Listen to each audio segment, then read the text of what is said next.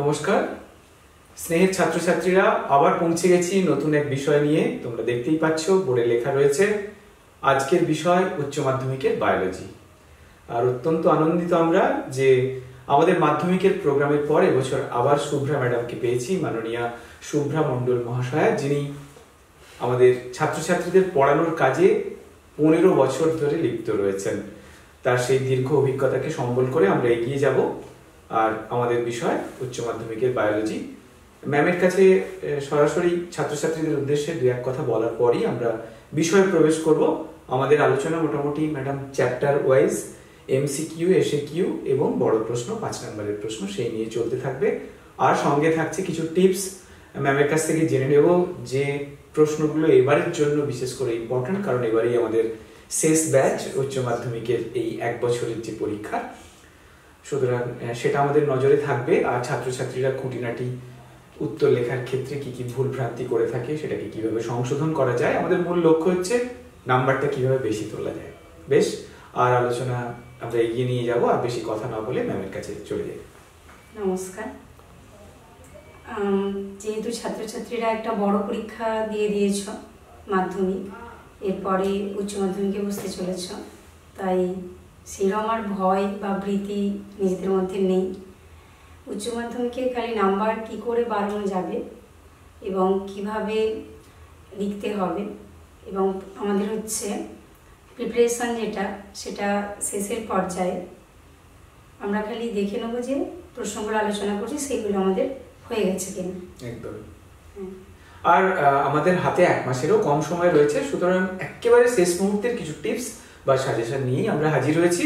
আমাদের এই আলোচনার পর যদি আমাদের স্নেহের ছাত্রছাত্রীদের কিছু জিজ্ঞাসা থাকে তাহলে অবশ্যই কমেন্ট বক্সে জানিও, আমরা ম্যামের সঙ্গে যোগাযোগ করে তোমাদের যথাযথ উত্তর দেওয়ার চেষ্টা করব। বেশ ম্যাম, আমরা তাহলে প্রথমে ওদের চ্যাপ্টার হচ্ছে 16টা চ্যাপ্টার ওদেরকে পরীক্ষা দিতে হচ্ছে। আর প্রশ্নের প্যাটার্ন হচ্ছে এইরকম যে 14টা হচ্ছে এমসিকিউ প্রশ্ন আসে, 14টার কোনো অপশান থাকে না, কোনো বিকল্প প্রশ্ন নেই, 14টা প্রশ্নই ওদেরকে করতে হচ্ছে। ওটা হচ্ছে 1-এর দাগের প্রশ্ন, বিকল্প বা এমসিকিউ ভিত্তিক বলা হয়। এরপরে আছে 2-এর দাগের প্রশ্ন, যেটা হচ্ছে সংক্ষিপ্ত উত্তর, ওটা 1 কোথায় উত্তর দিতে হয় বা 2 লাইন এরকম ধরনের উত্তর থাকে, ওটা করতে হয় 4টে। ওই 4টে কিছু কিছু জায়গায় অপশান থাকে, সব যে 4টেই অপশান থাকবে সেইগুলো নয়, তা নয়, ওখানে 2টো বা 3টের অপশান থাকে। এরপরে থাকে বিবরণ, মানে যেখানে হচ্ছে 2 নম্বরের প্রশ্ন করতে হয় 5টা, 2 নম্বরের প্রশ্ন 5টা, ওই 2 নম্বরে কখনো কখনো 1+1 এরকম থাকে। তারপরে করতে হয় 3 নম্বরের প্রশ্ন, 3 নম্বরের প্রশ্ন হচ্ছে 9টা করতে হয়, সেখানেও অপশান থাকে। 2 নম্বর প্রশ্ন যেটা, ওখানেও অপশান ওরা পাবে, তবে সব প্রশ্নে যে অপশান পাচ্ছে সেটা নয়, কিছু কিছু প্রশ্ন আছে সেটা একেবারে সরাসরি প্রশ্ন, সেখানে কোনো অপশান নেই। আর 3 নম্বরের যে প্রশ্ন থাকে ওখানেও অপশান থাকে, আর কিছু কিছু সরাসরি প্রশ্ন থাকে। 3 নম্বরের প্রশ্নে 2+1 বা 1+1+1 এরকমভাবে নাম্বার ডিস্ট্রিবিউশন থাকে। এরপরে থাকে 5-এর দাগের যে প্রশ্নটা, সেটা হচ্ছে 5 নম্বরের প্রশ্ন থাকে, সেটা 3টে করতে হয়।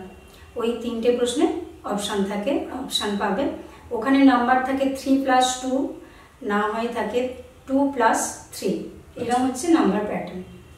বেশ, প্রত্যেক সাবজেক্টের ক্ষেত্রে আমরা যেটা বলে থাকি যে প্রশ্ন চয়ন করার ক্ষেত্রে এই পার্ট মার্কিং এর একটা ভূমিকা রয়েছে।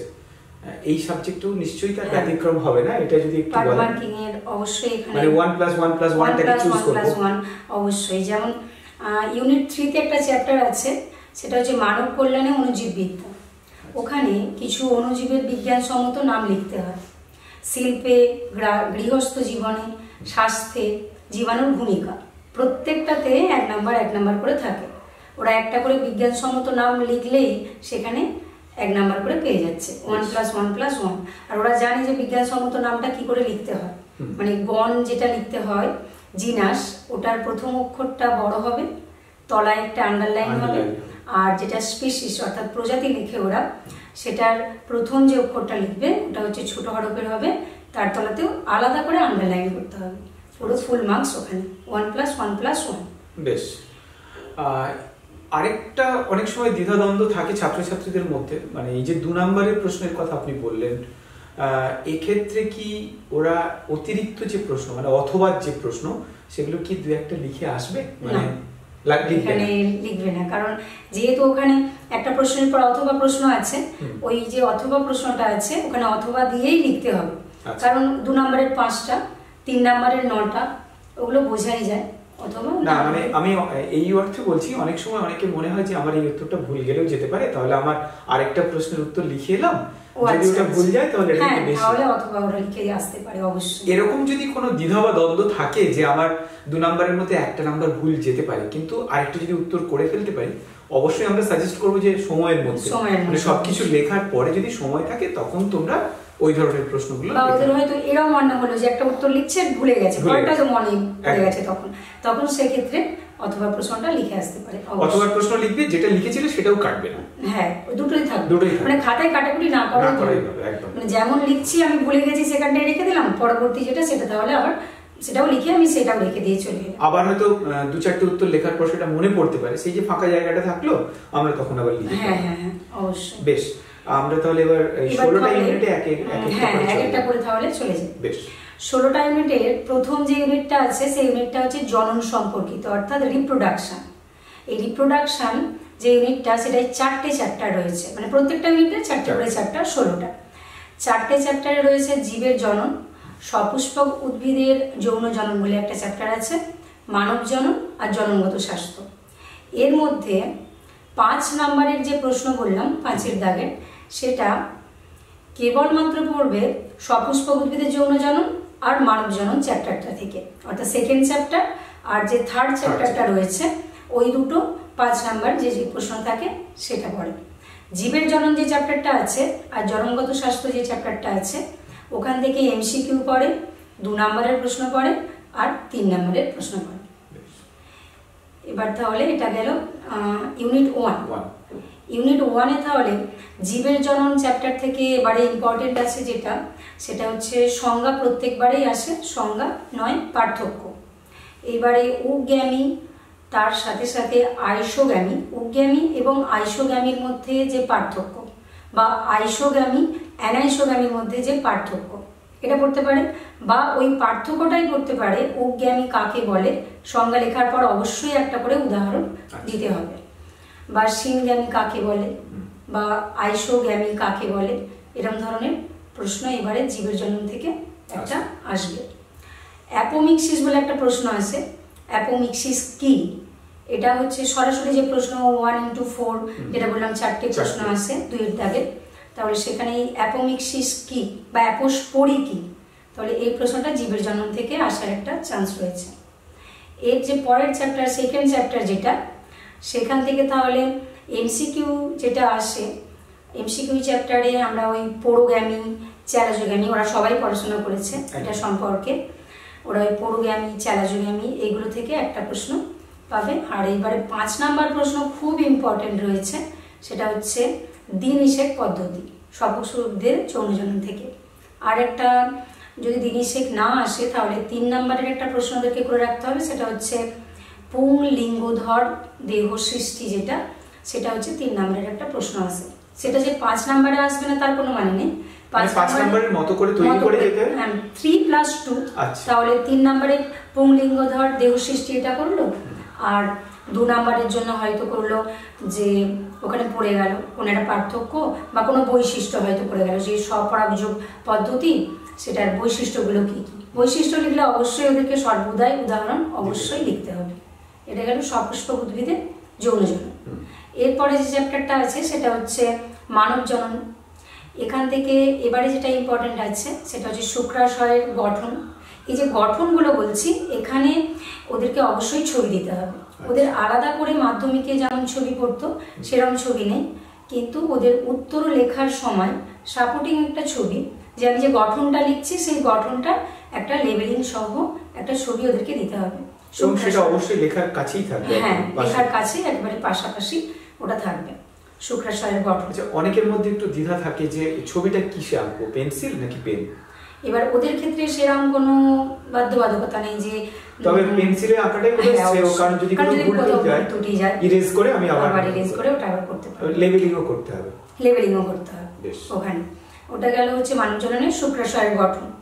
এইবারে অবশ্যই করে ওদেরকে পড়ে যেতে হবে, ওরা সকলেই আশা করবো পড়েছে, সেটা হচ্ছে রজচক্রে জরায়ুর পরিবর্তন আর ডিম্বাশয়ের পরিবর্তন। এটা হচ্ছে 3 নম্বরের একটা প্রশ্ন। ওর সাথে পরে 2 নম্বরের স্পারমাটোজেনেসিস কি, এরকম ধরনের প্রশ্ন আসতে পারে, বা ওইখানে ওজেনেসিস কি, এরকম ধরনের কোনো প্রশ্ন ওদের থাকতে পারে পার্ট প্রশ্ন হিসাবে, মানে 3+2 হিসাবে ওখানে তাহলে থাকতে পারে। মানে এবারে খুব ইম্পর্টেন্ট এটা, এই রজচক্রে যেটা হচ্ছে ডিম্বাশয়ের পরিবর্তন আর হচ্ছে জরায়ুর পরিবর্তন। তার সাথে সাথে একটু দেখে নেব স্পারমাটোজেনেসিস ওজেনেসিস প্রক্রিয়াটা। ওরা যেটা খুব ভুল করে সেটা হচ্ছে স্পারমাটোজেনেসিস আর ওজেনেসিসের একটা শব্দছক হয়। সেই শব্দছকে ওরা প্রত্যেকে জানে যে হ্যাপ্লয়েড এবং ডিপ্লয়েডের যে ব্যাপারটা হয়, মাইটোসিস এবং মিওসিস, এগুলো ওরা একটু ভুল করে, কোথাও এন কোথাও 2n, এটাকে খুব ভালো করে ওদেরকে দেখে রাখতে হবে।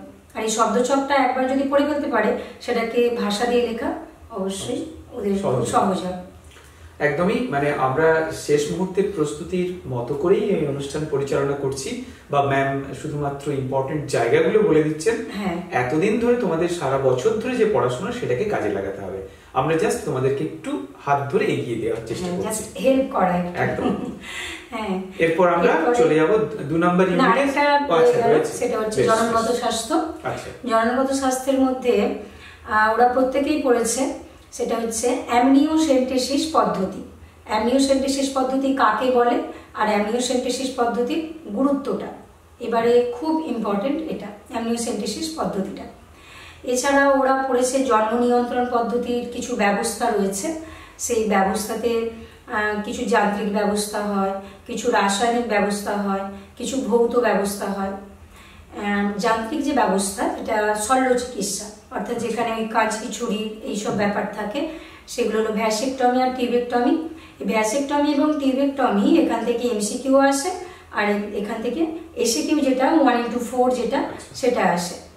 আর যেটা হচ্ছে রাসায়নিক যে ব্যবস্থা, ওইখান থেকে কখনো কখনো 2 নম্বরের প্রশ্ন আসতে পারে, আর না হলে 3 নম্বরের প্রশ্ন, যেটা বললাম অ্যামনিওসেন্টেসিস পদ্ধতি বা জন্মগত স্বাস্থ্যের যে গুরুত্বটা, সেটা খুব ইম্পর্টেন্ট। এবারে বেশ, ইউনিট 1 এর 4টে চ্যাপ্টারের আলোচনা সারলাম, এবার 2 তে চলে যাব। এবার ইউনিট 2 তে যেটা রয়েছে সেটা হচ্ছে জেনেটিক্স। এটা খুব ইন্টারেস্টিং একটা ইউনিট, এখান থেকে ওরা অনেক কিছু জানতে পারে আর কি। এই ইউনিটটা থেকে পুরো জিনগত ব্যাপার সম্পর্কে এখানে আলোচনা করা হয়। এখানেও 4টে চ্যাপ্টার রয়েছে। 4টে চ্যাপ্টার তাহলে কি কি তোমরা প্রত্যেকেই জানো। 4টে চ্যাপ্টার হচ্ছে একটা ক্লাস 10-এ আমরা পড়ে চলে এসেছি, সেই চ্যাপ্টারটা আবার এখানে আছে, কিন্তু কিছু কিছু নতুন বিষয় এখানে অ্যাড হয়েছে। চ্যাপ্টারটার নাম হচ্ছে বংশগতি ও প্রকরণ। ওই চ্যাপ্টারটা থেকে এইবারে খুব ইম্পর্টেন্ট রয়েছে সংজ্ঞা লেখো। ওটা হচ্ছে 2 নম্বরের প্রশ্ন আসে, 2 নম্বর নয় 3 নম্বর। উদাহরণ সহ সংজ্ঞা লেখো। সংজ্ঞাগুলো কি কি তাহলে?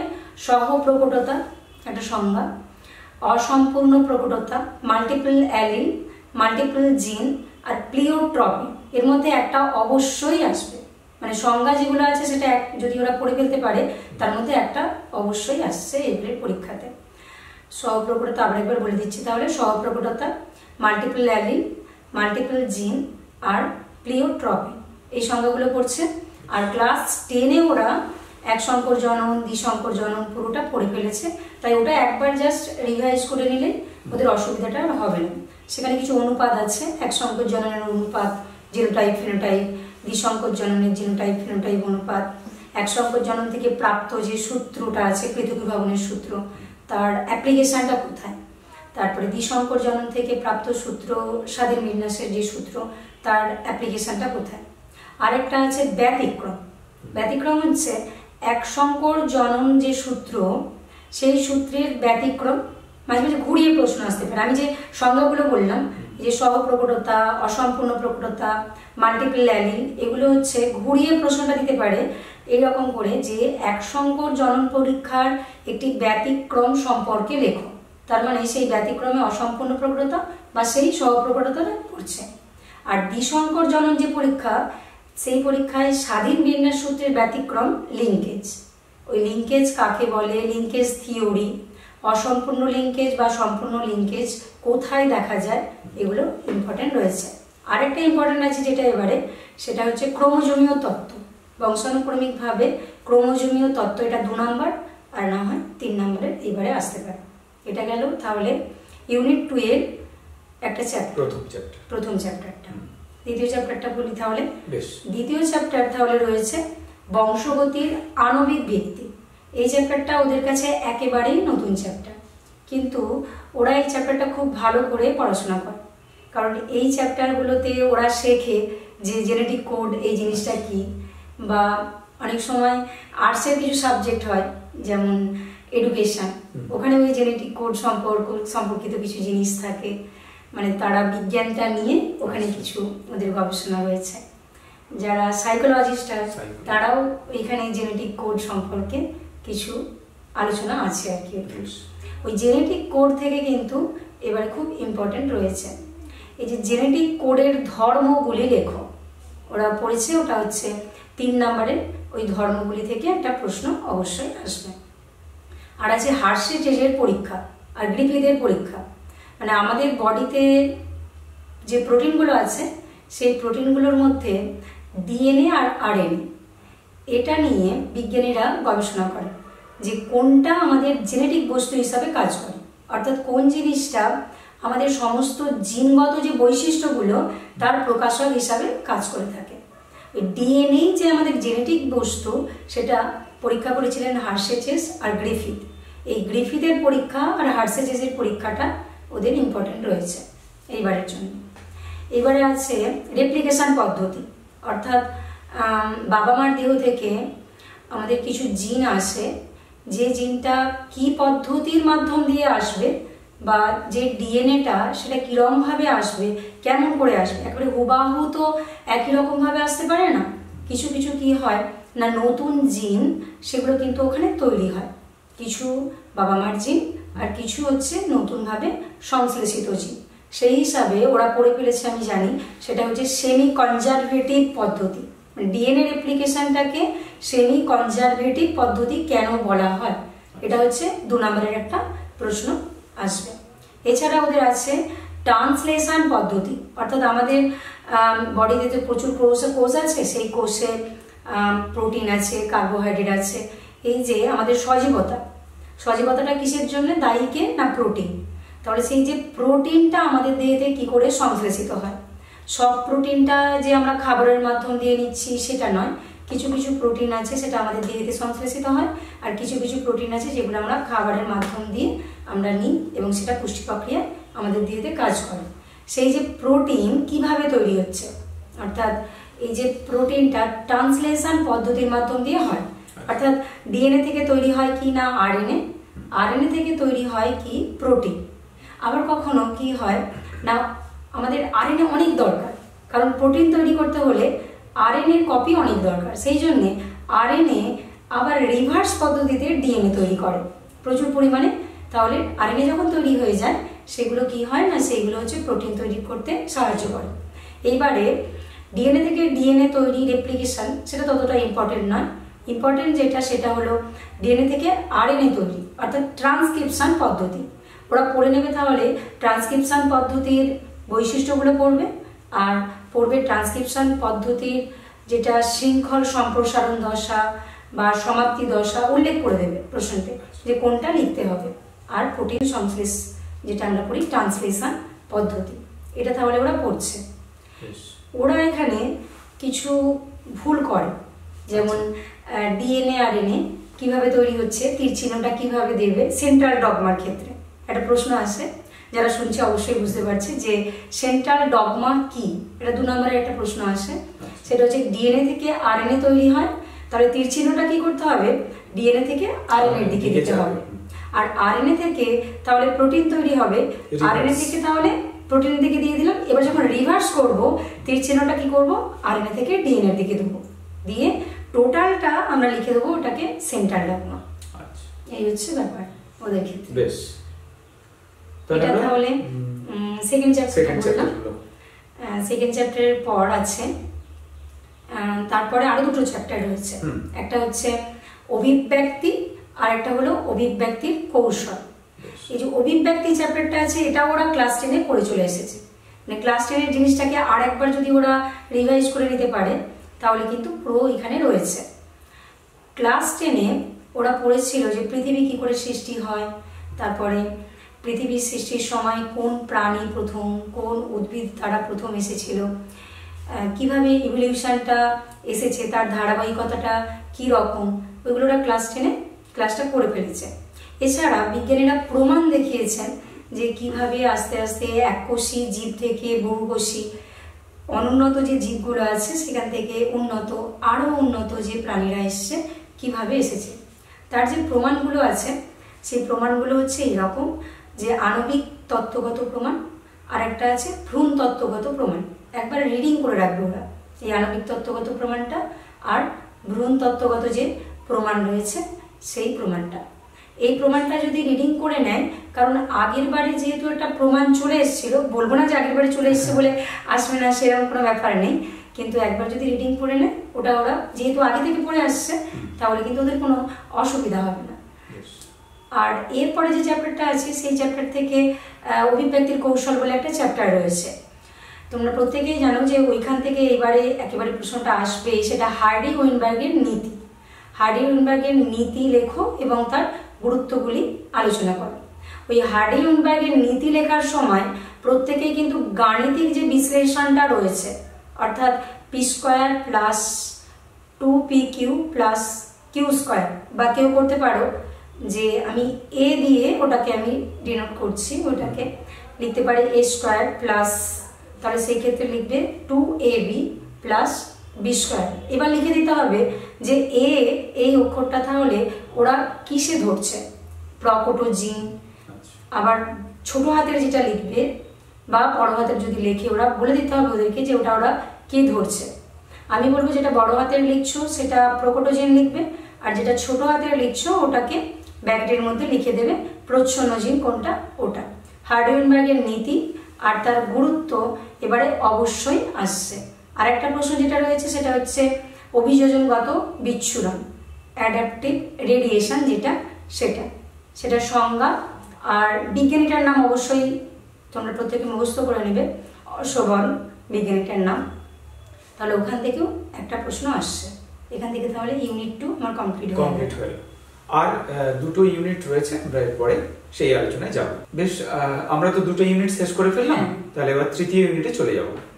যাওয়ার আগে একটা কথা বলে দিই, দুটো যে ইউনিট শেষ করলাম, সেকেন্ড ইউনিটের যে 4টে চ্যাপ্টার বললাম এর থেকে 5 নাম্বারের যে প্রশ্ন সেটা আসবে বংশগতির আণবিক ভিত্তি থেকে। মানে বেশিরভাগ ক্ষেত্রে দেখা যায় কি বংশগতির আণবিক ভিত্তি থেকেই 5 নাম্বারের প্রশ্নটা বেশি আসছে। আর অভিব্যক্তির যে দুটো চ্যাপ্টার ওখান থেকে 3 নাম্বারের প্রশ্ন আসে।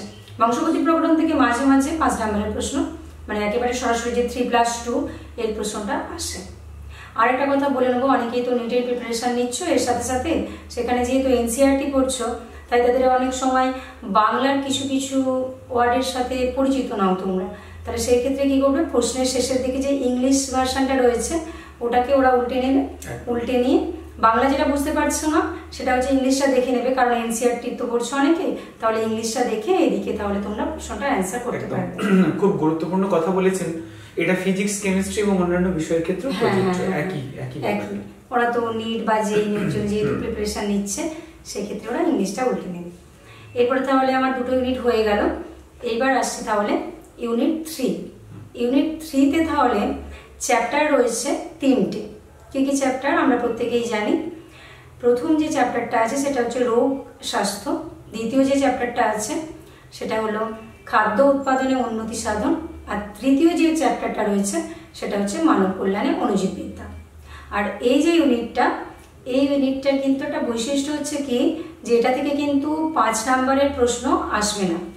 এটা থেকে তাহলে আসবে কি, আসবে 3 নাম্বারের যে 9টা প্রশ্ন করতে হচ্ছে সেই 3 নাম্বারের প্রশ্ন আসছে, 2 নাম্বারের প্রশ্ন আসছে, আর এমসিকিউ আসছে এই চ্যাপ্টার থেকে। লাস্টের যে 5-এর দাগের যে 3টে প্রশ্ন করতে হয় 5 নাম্বারের 3+2 বা 2+3, ওটাতে কিন্তু এই যে ইউনিটটা এখান থেকে আসছে না। এবার তাহলে সরাসরি চলে যাই রোগ স্বাস্থ্য যে চ্যাপ্টারটা, এটা সবাই পড়তে ভালোবাসে কারণ এখানে বিভিন্ন রোগ সম্পর্কে আলোচনা রয়েছে। আমরা রোগগুলো যদি বলি তাহলে কি কি রোগ পড়েছি আমরা? ম্যালেরিয়া পড়েছি, ফাইলেরিয়া পড়েছি, তারপরে পড়েছি আমরা অ্যাসক্যারিয়াসিস বলে একটা রোগ, তাহলে সেই রোগটা পড়েছি আমরা। এইবারে এই যে বললাম ফাইলারিয়াসিস যে রোগটা, যাকে আমরা বাংলায় বলি কি স্লিপন, এছাড়াও আমরা এটাকে ইংরেজিতে বলি এলিফ্যান্টিয়াসিস রোগটার নাম। অর্থাৎ এখানে কিন্তু এই যে ইউনিট 3 এখানে অনেক বিজ্ঞানসম্মত নাম আছে, তাই তোমরা অবশ্যই খাতার মধ্যে আমি জানি করে নিয়েছো যে এখানে যতগুলো বিজ্ঞানসম্মত নাম আছে সেটা খাতার মধ্যে একটা পেজের মধ্যে তোমরা লিখে নেবে। অর্থাৎ কি কি? রোগ জীবাণু, রোগ জীবাণুকে আমরা কি বলি না প্যাথোজেন, সেই প্যাথোজেনের বিজ্ঞানসম্মত নাম, আর ওই রোগটা যে প্যাথোজেন বা জীবাণুটাকে যারা বহন করে নিয়ে যাচ্ছে অর্থাৎ যারা বাহক বা যারা ক্যারিয়ার ওদেরও বিজ্ঞানসম্মত নাম পড়ে। ওটা যদি একটা খাতার একটা পেজেতে আমরা লিখে নিই পুরো বিজ্ঞানসম্মত নামগুলোকে, তাহলে কিন্তু আমরা পরীক্ষার আগে বা পরীক্ষার আগের দিন একবার চোখ বুলিয়ে নিলেই আমাদের অনেকটা বইয়ের পৃষ্ঠা উল্টাতে হচ্ছে না। আর একটা যেটা সেটা হচ্ছে কি যে আমরা যে ইউনিট 1 এর একটা চ্যাপ্টার পড়েছি সেটা হলো আমাদের জননগত স্বাস্থ্য, ওখানেও কিছু বিজ্ঞানসম্মত নাম আছে।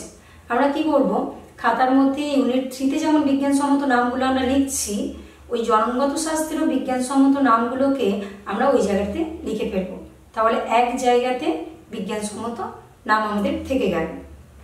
রোগ স্বাস্থ্যে ফাইলারিয়াসিসটা খুব সুন্দর করে পড়বেন। ফাইলারিয়াসিস তার যে জীবাণু উচেরেরিয়া ব্র্যানকপটি, এটা লিখবে 2-3 বার লিখলেই কিন্তু ওর যে WU এতে যে প্রত্যেকের একটা প্রবলেম আসে ওই উচ্চারণেতে, তাহলে কিন্তু সেই প্রবলেমটা আসবে না।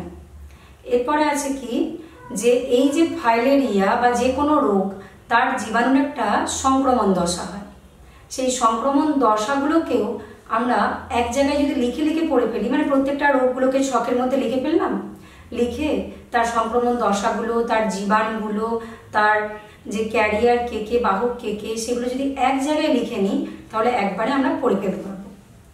ফাইলারিয়াসিস রোগের রোগ লক্ষণগুলো পড়বো আর রোগের প্রতিকারগুলো অবশ্যই প্রত্যেকে পড়ে নেব। টেস্ট আছে কিছু, যেমন ওইডাল টেস্ট আছে, অ্যালাইজা টেস্ট আছে। এই টেস্টগুলো কোন রোগের ক্ষেত্রে প্রযোজ্য সেগুলো কিন্তু আমাদের এমসিকিউ আসে, মানে এমসিকিউ দিয়ে দেবে, অনেকগুলো টেস্ট দিয়ে দেবে, তার থেকে আমাদেরকে তাহলে বেছে নিতে হয়।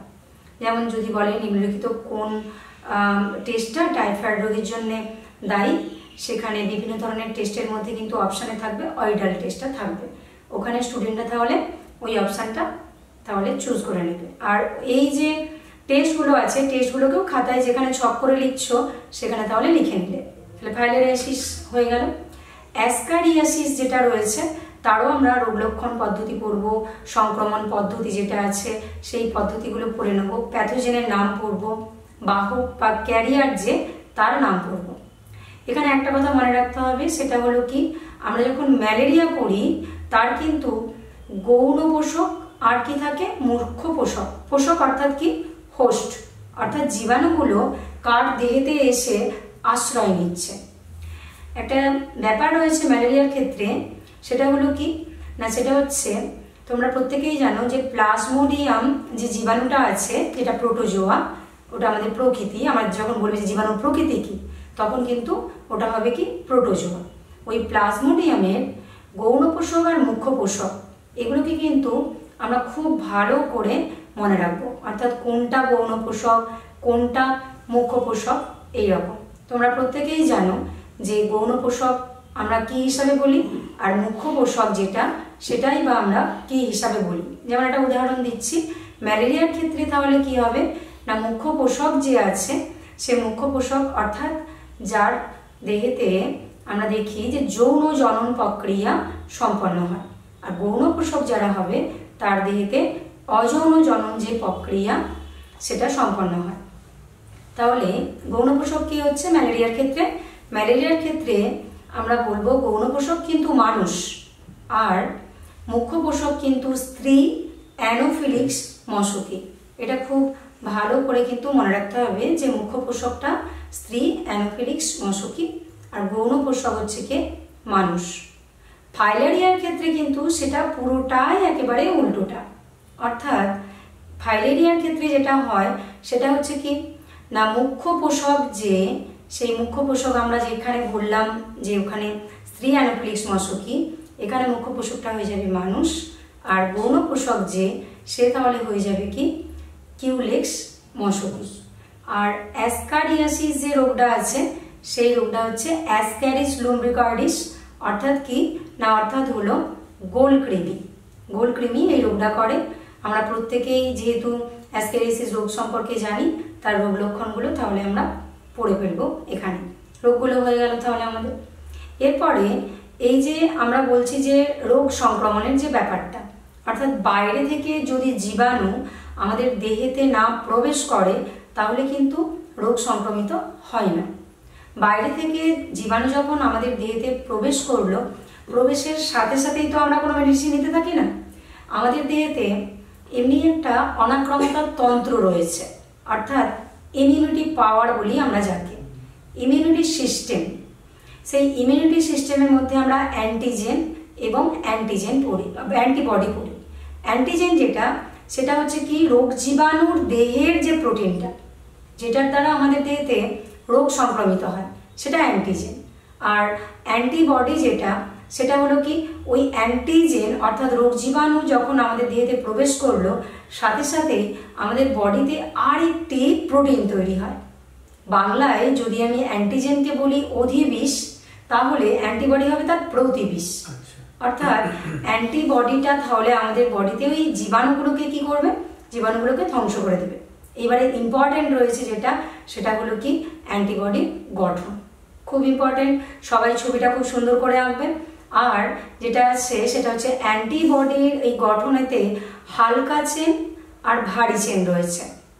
হালকা চেন যেটা, সেটা কি, সেটা তোমরা যখন আঁকছো তখন দেখবে ওয়াই যেটা আঁকছো, সেই ওয়াইয়ের ওপরের যে দুটো দাড়ি হয়, সেই দুটো দাড়িতে ডবল চেন আসছে, তার মধ্যে হালকা আর ভারী চেন।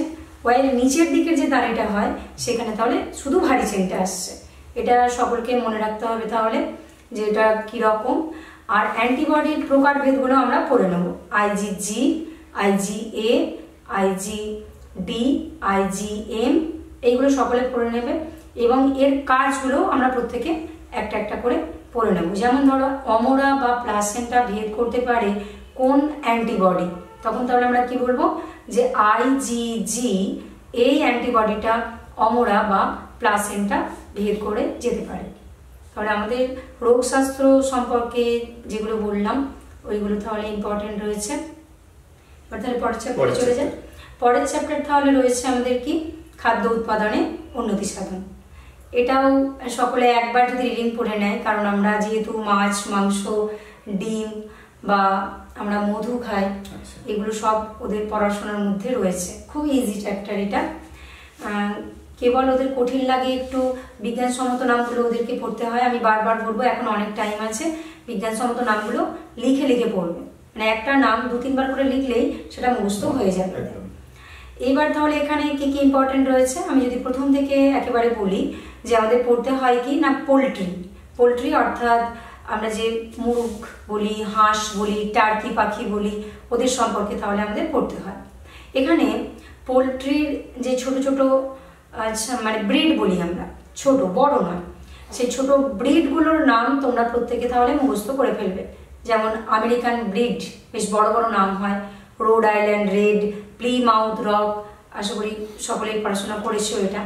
তাহলে এই আমেরিকান ব্রিড, এশিয়ান ব্রিড, এগুলো সম্পর্কে আমরা তাহলে পোলট্রি এটা পড়ে ফেলবো। আর এবারে যেটা খুব ইম্পর্টেন্ট রয়েছে সেটা হচ্ছে প্রত্যেকটা রোগ একটা দেখবে চার্ট করে নেবে তোমরা, যে পোলট্রির রোগ কোনগুলো, মাছের রোগ কোনগুলো, মৌমাছির রোগ কোনগুলো। এইবারে মৌমাছির রোগ, মাছের যে রোগগুলো আছে আর পোলট্রির যে রোগগুলো আছে, ওখান থেকে একটা প্রশ্ন অবশ্যই কিন্তু আসতে পারে।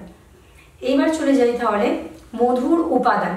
আমরা জানি মৌমাছি প্রতিপালন, প্রাকৃতিক উপায়ে যে কোনো জায়গাতে কিন্তু মৌমাছি তার মৌচাক বানাতে পারে। সেটা হতে পারে কোনো গাছের মধ্যে বা হতে পারে কোনো বাড়ির যেখানে আমাদের ঘুলঘুলি বলি ওই জায়গাগুলোতে, তাহলে থাকতেই পারে মৌমাছি, কিন্তু সেটা প্রাকৃতিক উপায়ে হয়। কৃত্রিম উপায়ে মৌমাছি কিন্তু প্রতিপালন করা হয়, যেটাকে বলা হয় কি এপিকালচার পদ্ধতি। এপিকালচার পদ্ধতি অর্থাৎ কৃত্রিম উপায়ে বিজ্ঞানসম্মতভাবে আমরা মৌমাছি প্রতিপালনকে বলি। এখানে একটা ছোট প্রশ্ন আছে, সেটা হলো এপিআরই। অনেক সময় এপিআরই বললে স্টুডেন্টরা বুঝতে পারে না যে এটা কোথা থেকে এসেছে, যারা পড়াশোনা করে তারা বুঝতে পারে অবশ্যই। এর একটা বাংলা অর্থ রয়েছে, সেটা হলো কি মধুমক্ষী আলয়। আলয় শব্দের অর্থ কি না বসবাস বা ঘর, বাড়ি। এখানে তাহলে মধুমক্ষী আলয়, মক্ষী মানে মাছি, মৌমাছি তার মৌচাকে থাকবে, তার মানে মৌমাছির যে বসবাসকারী যে মৌচাক, সেই মৌচাকটাকেই বলা হয় তাহলে কি এপিআরই।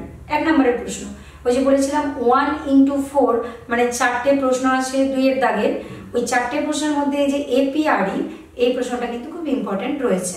মধুর উপাদানগুলো প্রত্যেকে লিখে ফেলবে।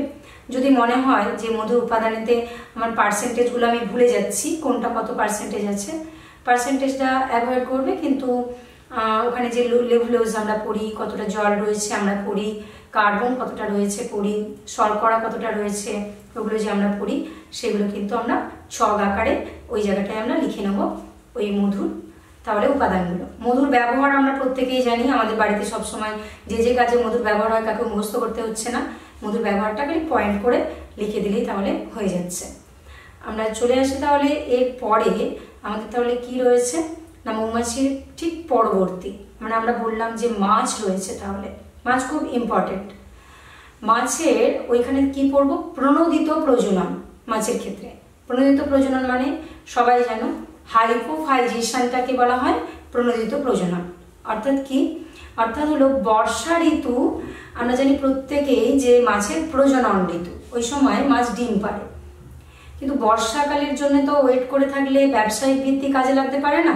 কারণ আমরা যেহেতু ক্লাস 12-এ পড়ি, আমাদের সাবজেক্টটা হচ্ছে বায়োলজি, সেখানে কিন্তু আমরা যখন পরবর্তী ক্ষেত্রে পড়াশোনা করতে যাব, সেখানে আমাদের বায়োলজি কি করে অ্যাপ্লিকেশন হচ্ছে, অর্থাৎ প্রয়োগবিদ্যা বায়োলজি, সেটা কিন্তু আমাদেরকে পড়তে হয়। তাহলে ওইখানে বিজ্ঞানীরা কি বলছেন যে বর্ষা ঋতু ছাড়াও মাছের কিন্তু প্রজনন আমরা যে কোনো সময় করে দিতে পারি, অর্থাৎ ডিম সৃষ্টি করতে পারি, সেটাকেই বলা হয় তাহলে কি প্রণোদিত প্রজনন বা হাইপোফাইজেশন। তোমরা প্রত্যেকেই জানো যে মাছের মাথায় পিটিউটারি রয়েছে মানুষেরই মতো। সেই পিটিউটারি গ্রন্থি থেকে আমরা তাহলে কি করি, হরমোনের যে নির্যাস সেটাকে আমরা কালেকশন করি, কালেকশন করার পর সেটাকে ইনজেক্ট ফর্মে আমরা সংরক্ষণ করি ফ্রিজের মধ্যে। তারপরে সেটাকে আমরা ওই মাছে ইনজেকশন দিয়ে দিই। মাছের ইনজেকশন দেওয়ার পদ্ধতি কীরকম সেটাও তোমরা পড়াশোনা করে ফেলেছো। অর্থাৎ পুরুষ মাছকে আমরা একবার ইনজেক্ট করি আর স্ত্রী মাছকে আমরা 2 বার ইনজেক্ট করি।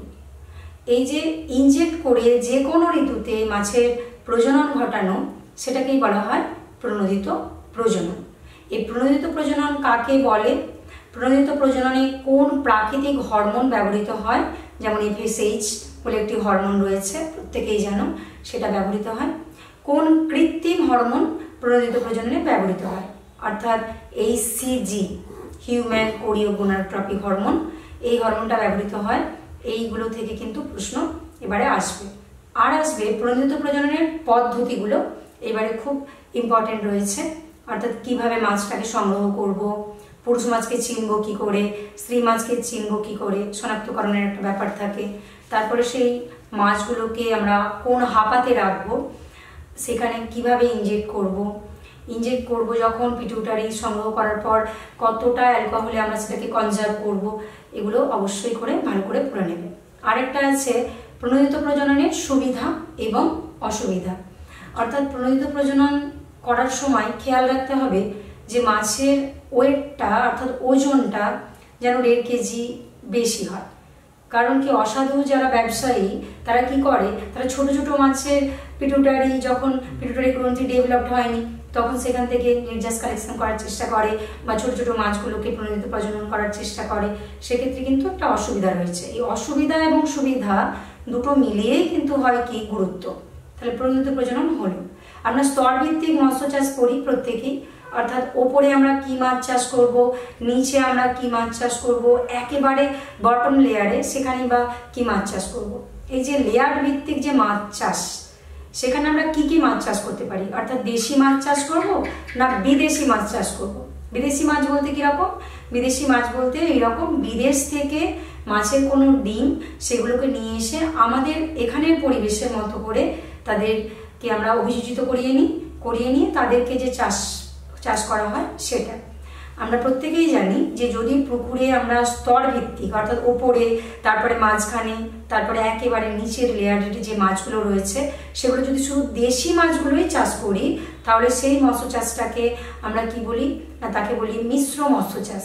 কিন্তু একই সাথে যদি আমরা স্তর ভিত্তিক ওপরে আমরা দেশি মাছ, ওপরে থাকে কি কাতলা, তার সাথে এক্সোটিক ফিশ বা বিদেশি মাছ হিসাবে যদি সিলভার কাট নিয়ে নিই, তাহলে উপরের লেয়ারের মাছ হয়ে গেল দেশি এবং বিদেশি। মিডল লেয়ারে নিয়ে নিলাম আমরা কি না, নিয়ে নিলাম রুই মাছ, তার সাথে সাথে নিয়ে নিলাম আমেরিকান রুই। এবার এই দুটোকে একসাথে চাষ করলাম। বটম যেটা একেবারে নিচের লেয়ারে থাকে সেটা হলো মৃগেল আর গ্রাস কার্প। তাহলে এগুলোকে নিয়ে যে চাষ পদ্ধতি, এটাকে বলা হয় কি নিবিড় মিশ্র মৎস্য চাষ। এবারে খুব ইম্পর্টেন্ট যে স্তর ভিত্তিক মৎস্য চাষে কিভাবে আমরা দেশি এবং বিদেশি মাছগুলোকে একসাথে চাষ করতে পারি, এবং তার একটা গুরুত্ব রয়েছে নিবিড় মিশ্র মৎস্য চাষে। কিরকম গুরুত্ব? গুরুত্বটা হচ্ছে আমরা আমাদের যে বাজার, সেই বাজারে দেশি বাজার রয়েছে পোনা মাছের, আবার বিদেশি যে মাছ সেই বাজারও রয়েছে। আমরা দুটো বাজার একসাথে পেতে পারি। বড় মাছেরও যেমন চাহিদা রয়েছে, ছোট যেমন চারাই পোনা তারও চাহিদা রয়েছে, দেশি বিদেশি দুটোই। তাহলে দুটো বাজার একসাথে পেতে পারি আমরা, তাহলে সেটাই এর গুরুত্ব। এবং যে খাবার দেওয়া হয়, পরিপূরক খাবার আমরা একসাথে ব্যবহার করে, কারণ মাছেরা কোনোদিনও প্রতিযোগিতা করে না যে নিচের লেয়ারের মাছ এসে উপরের লেয়ারের খাবার খেয়ে যাবে বা উপরের লেয়ারের মাছ গিয়ে নিচের লেয়ারের খাবার খাবে, এরকম না, প্রতিযোগিতা ওরা করে না। খাবারগুলো যখন আস্তে আস্তে যেতে থাকবে, আমরা একই খাবারে দেশি এবং বিদেশি মাছটাকে চাষ করে ফেলতে পারি। এইবার এখানে কিন্তু মুক্তার চিংড়ি তেমনভাবে আমি বলবো পড়তে হবে না, যেহেতু পরীক্ষা কাছে চলে এসছে।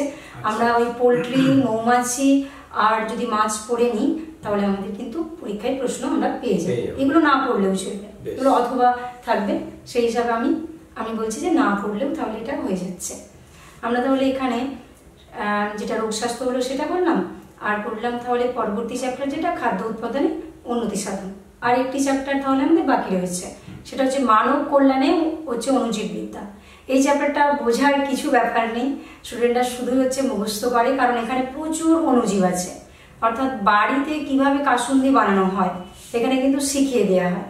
অর্থাৎ বেকারত্বের যে সমস্যাটা থাকে, সেই সমস্যা থেকে আমরা ছোটোখাটো যে কুটির শিল্প করতে পারি, সেটা কিন্তু এখানে শেখানো হয় খুব ভালো করে। কাসুন্দি কী করে তৈরি হয়, পনির কী করে তৈরি হয়, তোমরা প্রত্যেকেই পড়াশোনা করেছো যে কী করে পাউরুটি তৈরি করা যায়। ওখানে কিন্তু সবগুলো রয়েছে। গার্হস্থ জীবনে বা গৃহস্থলী জীবনে অণুজীব বিদ্যার ভূমিকা কী, এগুলো তাহলে আমরা ওখানে পড়ে নেবো। দই কী করে বানানো হয়, এগুলো এখানে পড়ে নিচ্ছি। আর কি আছে, শিল্পে কিভাবে অণুজীববিদ্যা কাজ করে, অর্থাৎ কাগজ শিল্পে কিভাবে কাজ করছে, পাট শিল্পে কিভাবে কাজ করছে তারা অণুজীববিদ্যাগুলো, চা শিল্পে কিভাবে তাহলে কাজ করছে। এছাড়া আমরা যে অ্যান্টিবায়োটিক তৈরি করি, বিভিন্ন ধরনের ঔষধ তৈরি হয়, অনেকেই এখান থেকে আমি জানি ফার্মাসিস্ট পড়তে যাবে, তারা যখন ওখানে পড়বে, ওখানে এই যে অণুজীববিদ্যা এখানে পড়ে গেল মাইক্রোব সম্পর্কে। পরবর্তী ক্ষেত্রে আবার তোমরা এই যে চ্যাপ্টারগুলো পড়ছো, এখান থেকে মাইক্রোবায়োলজি বলে একটা সেকশন হয়, সেখানে গিয়ে ওরা পড়াশোনা করবে। তাহলে এখানে শুধুই মাইক্রোবস নিয়ে আলোচনা, মাইক্রোবসগুলো সব বিজ্ঞানসম্মত না। ওই জন্য বারবার বলছি খাতার মধ্যে তাহলে কি করবে, ব্লক ব্লক করে ছক করে ওখানে একসাথে বিজ্ঞানসম্মত নামগুলোকে মুখস্থ করে লিখে ফেলবে। এবারে খুব ইম্পর্টেন্ট রয়েছে যেটা, সেটা হচ্ছে বায়োগ্যাস উৎপাদন। আগে যখন আমাদের গ্রামে কারেন্ট আসেনি, তখন কিন্তু বায়োগ্যাসের উপর সবাই নির্ভরশীল ছিল। অর্থাৎ গোবর, পচা কোনো জিনিস যেগুলো ফেলে দিচ্ছি, সেগুলো নিয়ে এক জায়গায় জড়ো করে মিথেন গ্যাস তৈরি করা।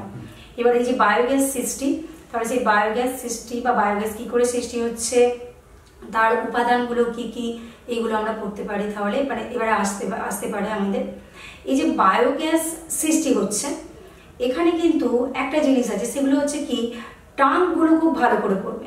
কোনটা আমরা সেপটিক ট্যাঙ্ক বলছি, কোনটাতে আমরা কোনো জীবাণুটা মেশাচ্ছি, কোনটাতে আমরা অক্সিজেন যেটা সেটাকে অ্যাড করছি। এই যে ট্যাঙ্কগুলো রয়েছে, সেই টাঙ্কগুলো প্রত্যেকেই তাহলে পড়ে ফেলবে। শক্তি কিভাবে বানাচ্ছি আমরা কি করি না, আমরা চেম্বার বানাই, প্রথমে ছোট, তারপরে বড়, তারপরে খুব বড়। সেখানে আমরা একেবারে ঘোলা জল যেটা হয়, মিউনিসিপ্যালিটির যে জলগুলো হয়, যেগুলোতে সবসময় কি হয়, বিভিন্ন ধরনের নোংরা আবর্জনাগুলোকে ফেলে দেওয়া হয়, সেইগুলোকে পিউরিফাইড করে ওই জল থেকে আমরা কি করি, বায়োগ্যাস বানিয়ে ফেলি। আবার ওই জলটাকে পিউরিফাইড করে অনেক সময় মৎস্য চাষ করা হয়, আবার ওই জলটাকে পিউরিফাইড করে আমরা পানীয় জলও প্রস্তুত করতে পারি, মানে জল অপচয় নয়। এরকম একটা ওদেরকে মেসেজ দেওয়া হচ্ছে আমাদের এই বায়োলজিতে, এই অণুজীব বিদ্যা যেটা রয়েছে সেই অণুজীব বিদ্যাতে। তোমরা প্রত্যেকে বুঝতে পারছো আমি কোন জায়গাটা বলার চেষ্টা করছি, অর্থাৎ বায়োগ্যাস উৎপাদন যে জায়গাটা রয়েছে সেই জায়গাটা, গৌণ প্রক্রিয়াকরণ, আমাদের প্রাথমিক প্রক্রিয়াকরণ যেটা রয়েছে, এমনকি পরিবেশের বিওডি সিওডিও কিন্তু এখানে রয়েছে।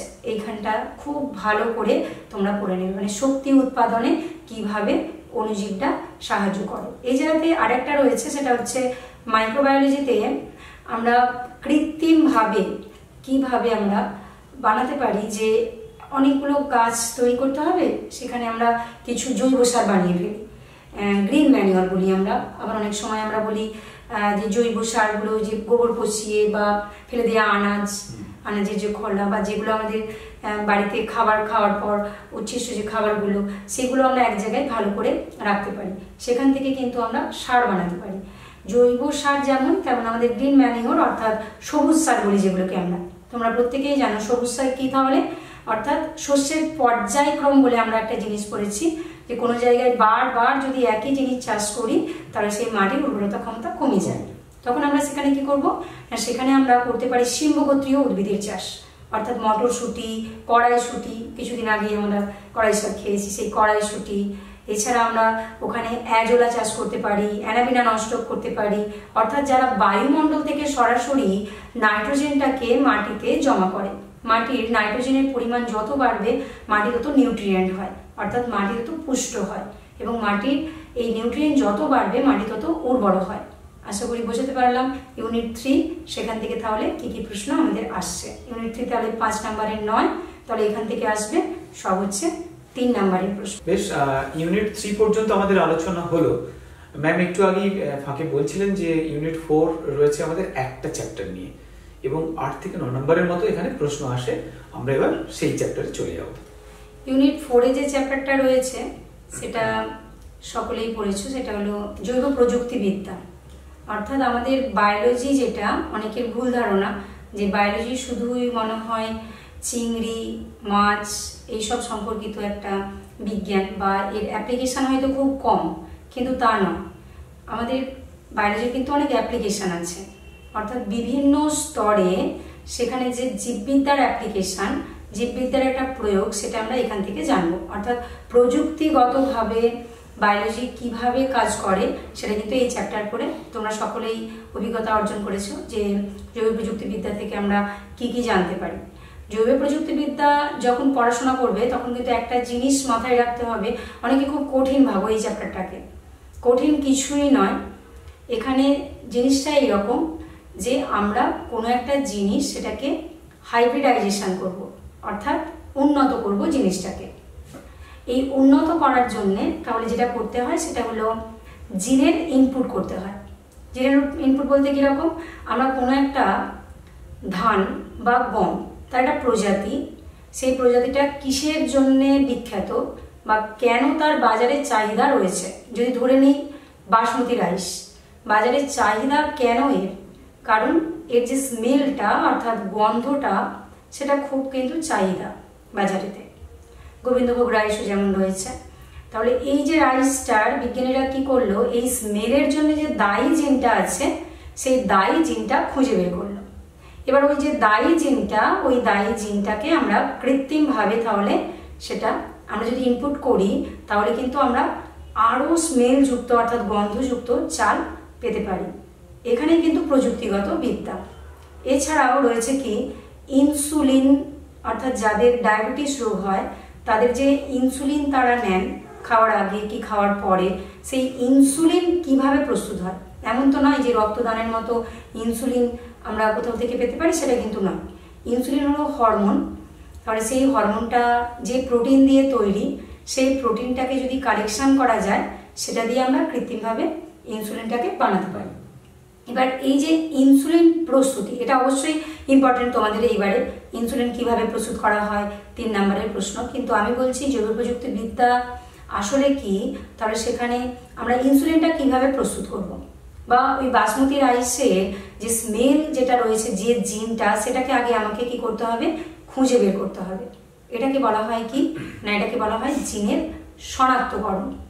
তোমরা প্রত্যেকেই জানো যে এখান থেকে একটা জিনিস হয় যে যখন আমরা জিনটাকে শনাক্তকরণ করি, সেই শনাক্তকরণ কোথায় করি আমরা করি তাহলে ডিএনএ এবং আরএনএ দিয়ে জিনটা তৈরি হয়। তাহলে কে দায়ী, কোন নিউক্লিক অ্যাসিডটা দায়ী, তারা মিলিত রূপে কি জিন তৈরি করছে, এটা যদি সবাই জানতে পারো, কারণ আমরা জেনেটিক্স চ্যাপ্টারটা পড়ে চলে এসেছি, সেখানে আমার একটা কথা বলা হয়নি। আমরা একটা জিনিস যদি মনে রাখতে পারি যে 2 অ্যালিল সমান 1 জিন সমান 1 ক্যারেক্টার, অর্থাৎ একটা বৈশিষ্ট্যের জন্যে আমাদের তাহলে কি লাগছে, একটা জিন লাগছে, আর সেই জিনটার জন্য দায়ী হচ্ছে কি 2 তাহলে অ্যালিল। এই যে 2 অ্যালিল বললেই তোমরা বলতে পারো যে কি কি, সেটা আমরা পড়েছি বা তোমরাও পড়েছো। যেমন লম্বার জন্য আমরা কি করি, বড় হাতের টি আর বড় হাতের টি এটা লিখি। যেমন বেটের জন্য আমরা কি লিখি, ছোট হাতের টি ছোট হাতের টি। তাহলে এগুলো অ্যালিল। তাহলে 2 অ্যালিল সমান 1 জিন আর সমান 1 ক্যারেক্টার। এই ক্যারেক্টার অর্থাৎ কারোর স্মেল, অর্থাৎ কেউ কি করছে, ডায়াবেটিস রোগটাকে সে কমাচ্ছে, তাহলে প্রতিরোধ করছে, এগুলো তার ক্যারেক্টার। কি করবো তাহলে, প্রথমে একটা ডিএনএ কালেকশন করতে হবে, অর্থাৎ ইনসুলিন হরমোন কোন জায়গাটায় রয়েছে, কোন জিনে রয়েছে। আমরা পড়ি অগ্নাশয় কোষে থাকে, অগ্নাশয়ের বিটা সেল, সেই বিটা সেলের কোন পজিশনে রয়েছে সেটা তোমরা সকলেই জানো, প্যালিন্ড্রোমিক সজ্জা বলা হয়। অর্থাৎ বাম দিক থেকে পড়লেও যা হবে, ডান দিক থেকে পড়লেও একই হবে। এটা কিন্তু বইয়ের মধ্যে লেখা থাকে, যেমন রমাকান্ত কামার, এটা কিন্তু লিখলে হবে না মোটেও, আমাদের কোড দিয়ে লিখতে হবে। অর্থাৎ আমরা লিখি যে জি এ এ জি জি, এই যে লিখছি পরপর পাশাপাশি, সেটা প্যালিন্ড্রোমিক যে সজ্জাটা হয় একই ধরনের, তাহলে আমাকে লিখতে হবে যে কি কি হতে পারে। সেই প্যালিন্ড্রোমিক যে সজ্জাটা আছে, সেই সজ্জাটাকে খুঁজে বের করতে হবে কোন জায়গাটায় আছে প্যালিন্ড্রোমিক সজ্জা। 2 জিনিস এবারে আসবেই একেবারে, সেটা হলো আণবিক কাঁচি অর্থাৎ মলিকিউলার সিজার, আর আণবিক আঠা অর্থাৎ মলিকিউলার গ্লু। এই 2 জিনিস শর্ট প্রশ্ন হিসাবে আসবে। আণবিক কাঁচি যেটা, সেটা হচ্ছে কি, কোন উৎসেচকটাকে আমরা আণবিক কাঁচি বলি, রেস্ট্রিক্টেজ এন্ডোনিউক্লিয়েজ। তোমরা প্রত্যেকেই জানো যে যখন আমরা কোনো জিন কালেকশন করব বা কোনো নিউক্লিক অ্যাসিড নেব, যেটা আমাদের দরকার, যেটা নিড আমাদের, তাহলে সেটা যখন নিতে হবে তখন কিন্তু আমাকে ডিএনএটাকে কাট করতে হবে। ডিএনএ যখন আমরা বাইরের দিকে কাট করি, প্রান্তের দিকে কাট করি, তখন আমাদের যে এনজাইম কাজ করে সেটা হলো এক্সোনিউক্লিয়েজ। কিন্তু যদি ভেতরের কোনো একটা জায়গায় কাট করি, অর্থাৎ আমার ভেতরে যেই জায়গাটায় প্যালিন্ড্রোমিক সজ্জা আছে আমি সেই জায়গাটায় কাট করব, সেটুকু জিনিসটাই আমাদের দরকার। আমাদের ওটাকে বাংলায় বলা হয় কাঙ্ক্ষিত জিন, আর এমনিতে বলা হয় রিকোয়ার্ড জিন। তাহলে ওই যে জিনটা আছে, ওই জিনটা আমরা কাট করব কি দিয়ে, একটা উৎসেচক দিয়ে। নাম কি তাহলে, রেস্ট্রিক্টেজ এন্ডোনিউক্লিয়েজ, যাকে বলা হয় কি না, যাকে বলা হয় আণবিক কাঁচি। কেটে নিলাম আমরা ওই জায়গাটাকে। কেটে নেওয়ার পর সেটা তো আমরা সরাসরি ইনপুট করতে পারি না, বা ওই ছোট্ট একটা অংশ জিনটা, একটা জিন দিয়ে আমাদের কাজ হবে না। তাই আমরা কি করলাম, সেই জিনের কপি বানাতে হবে আমাকে, অনেক প্রোটিনের কপি। ডিএনএর ছোট ছোট ছোট ছোট যে প্রোটিনগুলো রয়েছে, ছোট ছোট খণ্ড, তাদেরকে প্রোব বলি আমরা, তোমরা প্রত্যেকেই জানো। তাহলে আমরা অনেক কপি বানাবো, মানে যেটা মাল্টিপ্লাই করবো, গাণিতিক হারে যেটাকে বাড়াবো।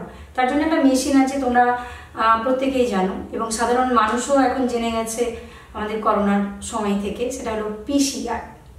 তাহলে যে পিসিআর পদ্ধতি, পলি চেন রিয়াকশন পদ্ধতি, ওটা একটা মেশিন। ওই মেশিনে আমরা কি করি, টেস্ট টিউবের মধ্যে করে ডিএনএটাকে দিয়ে দিই, বা কোনো প্রোটিন আমরা দিয়ে দিই, এবং সেটার কপি বানাই আমরা অনেক।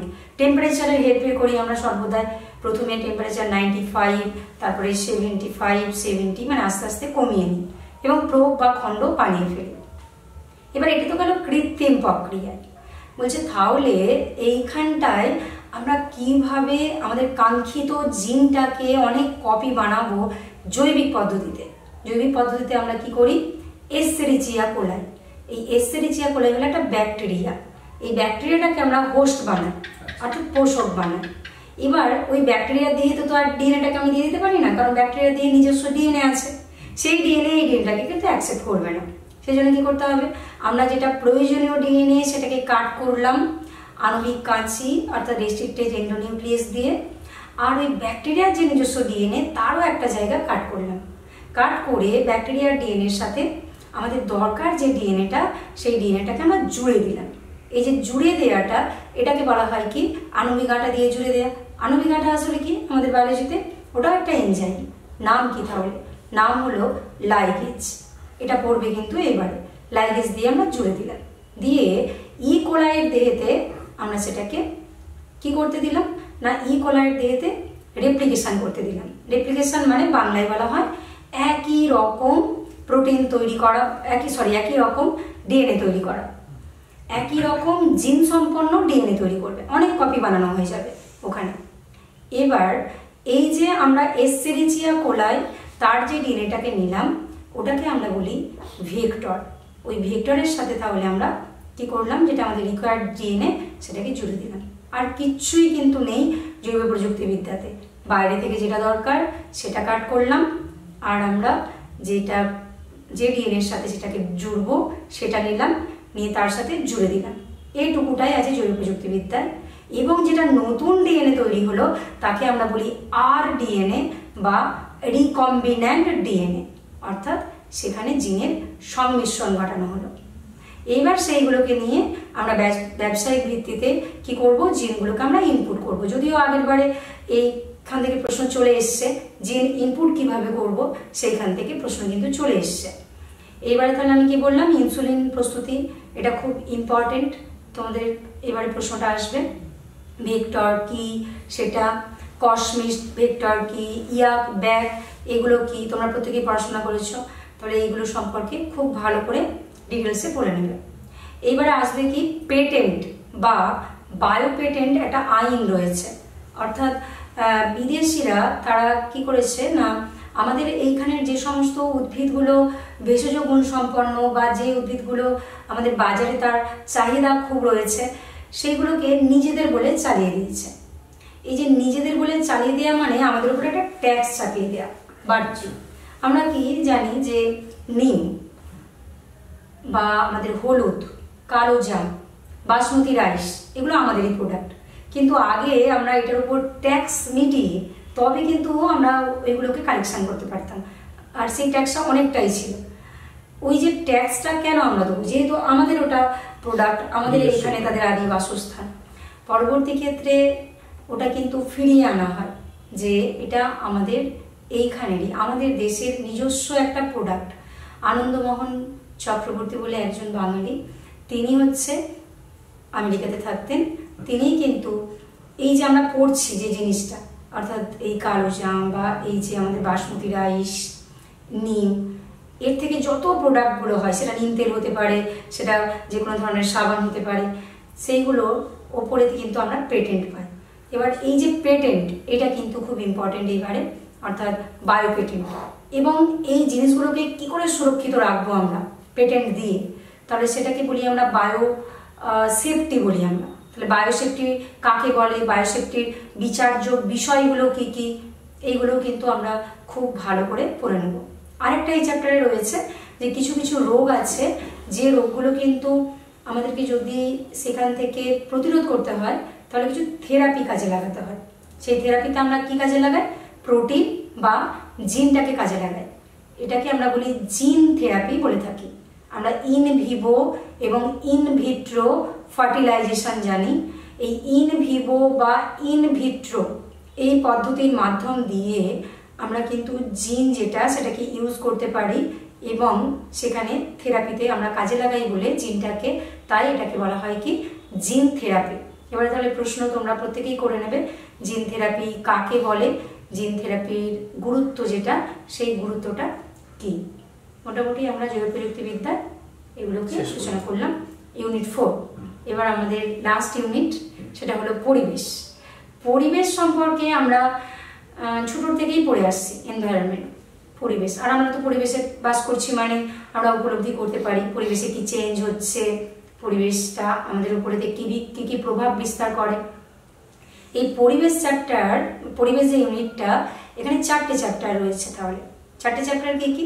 একটা হলো পরিবেশ, আর তার সাথে রয়েছে পপুলেশন, আর একটা চ্যাপ্টারে রয়েছে বাস্তুতন্ত্র, ইকোসিস্টেম, আর আরেকটা চ্যাপ্টার রয়েছে সেটা খুব ছোটর থেকে আমরা পড়াশোনা করছি, সেটা হলো জৈব বৈচিত্র্য অর্থাৎ বায়োডাইভার্সিটি। এটা কাকেও পড়তে হয় না, কারণ আমরা ছোটর থেকে একেবারে 9, 10, 11, 12 একটা দিনও যায়নি যে যখন আমরা বায়োডাইভার্সিটি পড়াশোনা করিনি।